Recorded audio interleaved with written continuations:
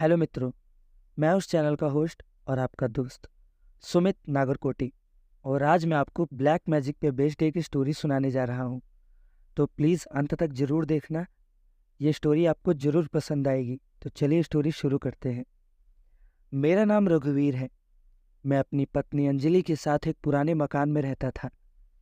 हम दोनों की शादी को 3 साल हो गए थे। हमारे पड़ोस में एक पुराना अबेंडन मकान था, जिसकी कहानी कुछ अलग ही थी। बताया जाता था कि उस मकान पर कोई भूत प्रेत का साया है। रात को उस मकान से चीखने और रोने की आवाजें आया करती थी। कई बार लोगों ने रात में उस मकान से किसी औरत के चीखने की आवाज सुनी थी, मगर मुझे ये सब बकवास लगता था। मैं ऐसी बातों पर यकीन नहीं करता था। एक दिन मेरी पत्नी अंजलि अचानक से बेहोश हो गई और उसे बुखार आने लगा। मैंने डॉक्टर को बुलाया और पूछा कि ऐसा क्या है। डॉक्टर ने कहा, कुछ समझ नहीं आ रहा, ये आम बीमारी तो लग नहीं रही, कोई ऑब्सेशन हो सकती है। ये सुनकर मेरे रोंगटे खड़े हो गए। क्या सच में कोई प्रेत और पिशाच अंजलि को सता रहा था? रात को जब हम सोने ही वाले थे, तभी अंजलि ने मुझे पुकारा और कहा, मुझे बाहर जाना है, कोई बुला रहा है। मैंने पूछा, कौन बुला रहा है? उसने कहा, वो रो रही है, मुझे बुला रही है, मुझे जाने दो नहीं तो मार डालेगी। ये सुनकर मेरे शरीर में एक सिहरन दौड़ गई।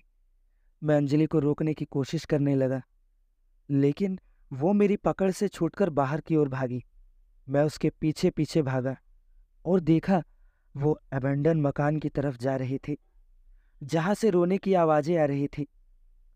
मैंने उसे वहां से हटाने की कोशिश की, लेकिन वो मेरी बात सुन ही नहीं रही थी। फिर अचानक एक झटके के साथ उसकी आंखें बंद हो गई और वो गिर पड़ी। मैं दौड़कर उसे उठाया और अस्पताल ले गया। डॉक्टर ने बताया कि उसे एपिलेप्टिक फिट आया है।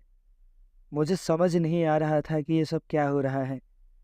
कुछ दिनों तक अंजलि ठीक रही, लेकिन फिर वो पहले जैसी ही होने लगी। तब मैंने फैसला किया कि मुझे किसी तांत्रिक से संपर्क करना चाहिए। मैंने एक मशहूर तांत्रिक से मिला और उन्हें सारी घटना बताई। तांत्रिक ने कहा, जो कुछ भी हो रहा है उसके पीछे वो एवेंडन मकान ही है।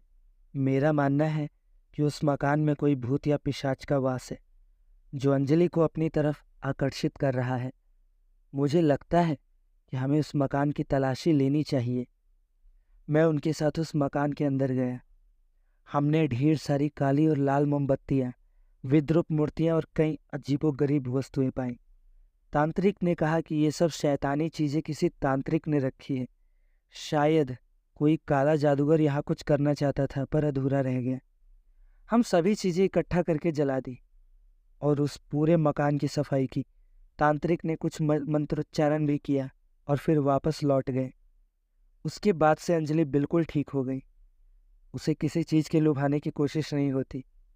मुझे लगता है कि अब तो वो आत्मा शांत हो गई है, लेकिन वो पूरा अनुभव हमेशा मेरी सोच में एक डर बनकर रहेगा। तो दोस्तों, कैसी लगी ये कहानी प्लीज़ हमें कमेंट में ज़रूर बताएं। और ऐसे ही हॉरर स्टोरीज़ को देखने के लिए हमारे चैनल पे प्लेलिस्ट को चेक करना ना भूलें। Thank you so much for watching till the end.